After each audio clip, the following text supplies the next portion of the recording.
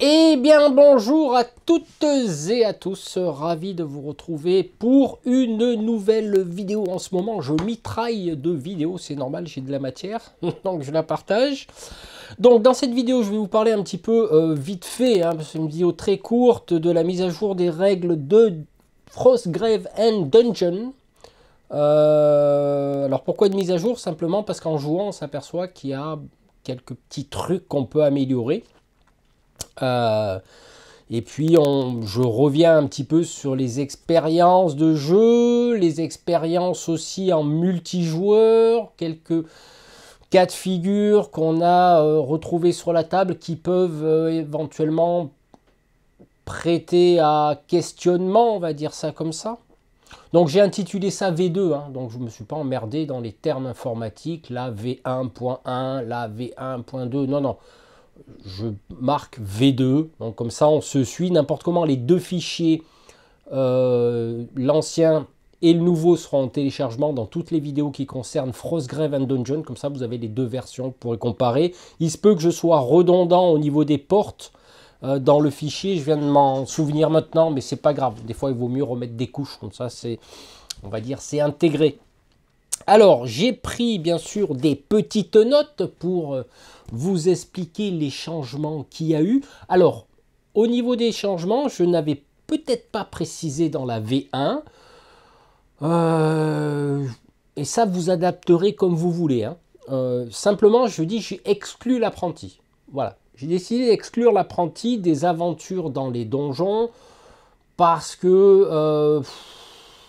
pour des raisons d'optimisation de figurines, parce que par défaut, votre apprenti vous l'avez déjà, on va dire, intégré, plus les points d'achat de machin. Donc là, on gicle l'apprenti, mais bon, ça c'est mon idée. Si vous désirez le laisser, vous le laissez. Mais c'est parce qu'après, on a un peu trop de figurines sur la table. Voilà, c'est pour ça. Donc il fallait prendre des décisions. Donc vous excluez l'apprenti.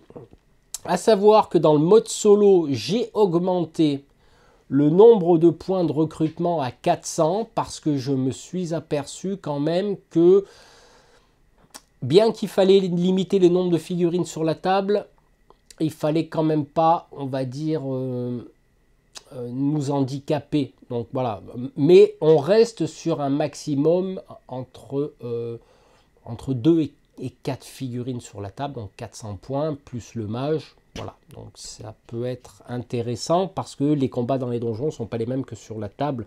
Donc il y a quelques petites restrictions au niveau des soutiens, des portes, enfin bon, voilà.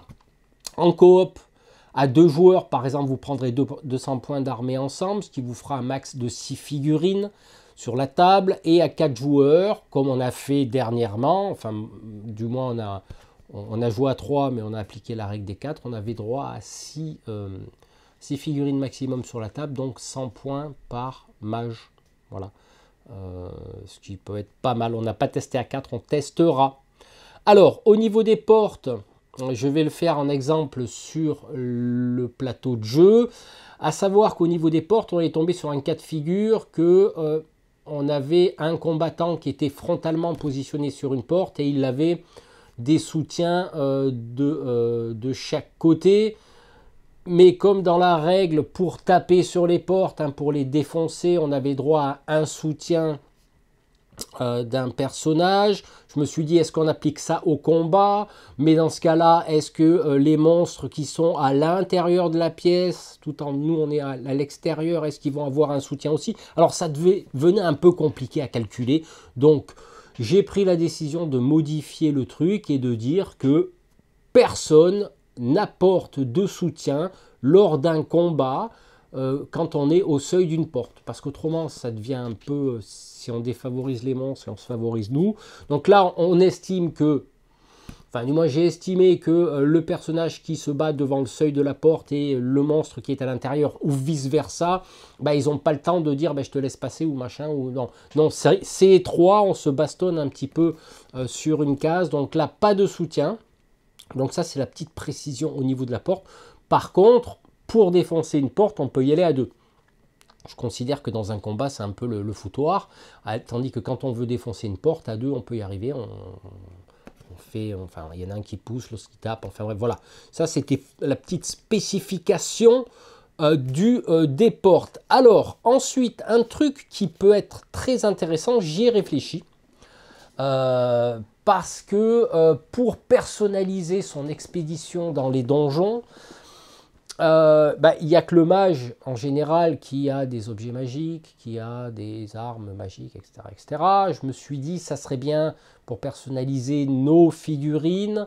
Quand on est un mage qui débarque dans un donjon et qu'on est potentiellement accompagné entre 2 et 4 figurines, qui 6 étant le maximum, je me suis dit, ça serait bien de personnaliser ces on va dire, ces figurines.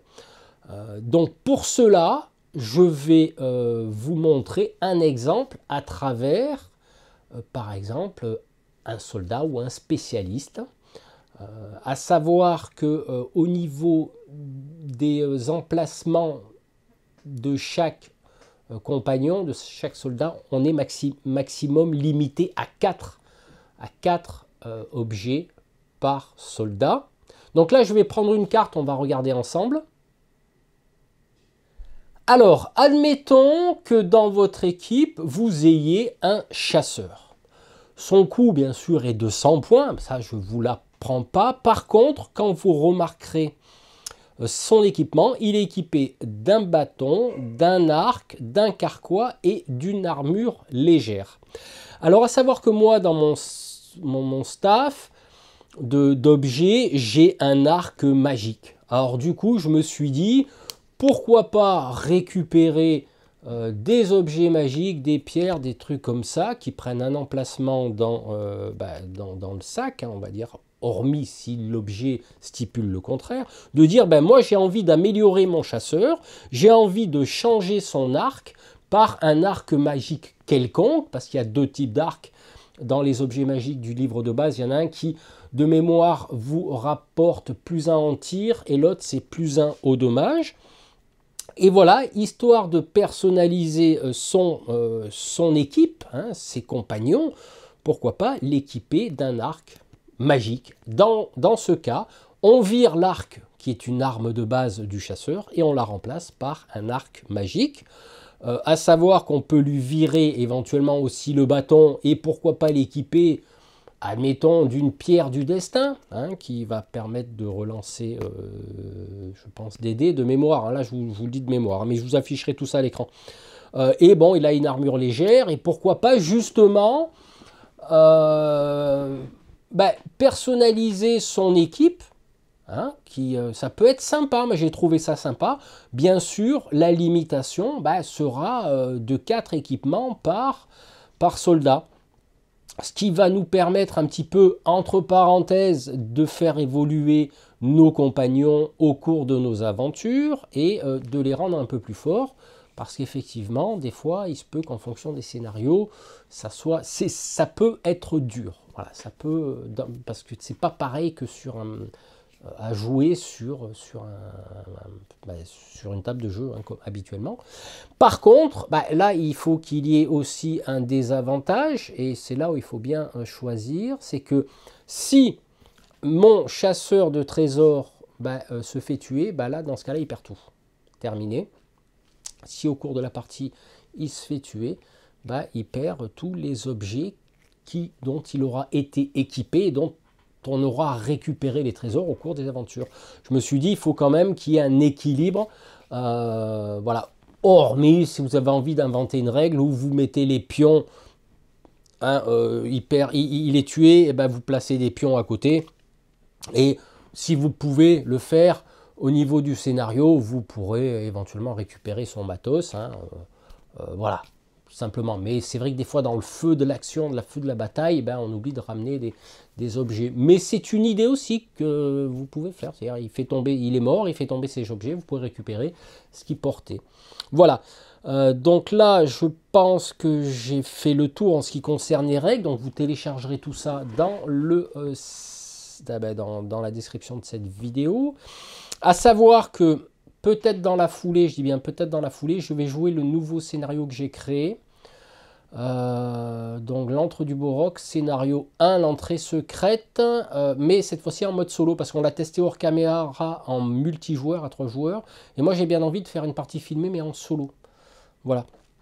Donc je sais pas si je vais tourner tout à l'heure, cet après-midi, demain, je sais pas, mais c'est prévu de façon justement à tester ce que je vous ai soumis à travers ces règles et notamment au niveau des aventuriers. Voilà, donc là, quoi dire de neuf?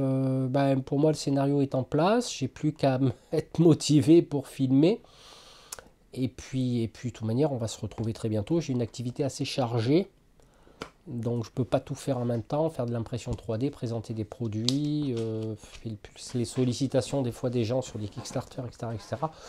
Donc, c'est bien, j'ai de la matière pour la chaîne, c'est parfait. Sur ce, hein, je vous laisse. Je vous souhaite plein de bonnes choses. Hein, et puis, on se retrouve très bientôt. Allez, ciao!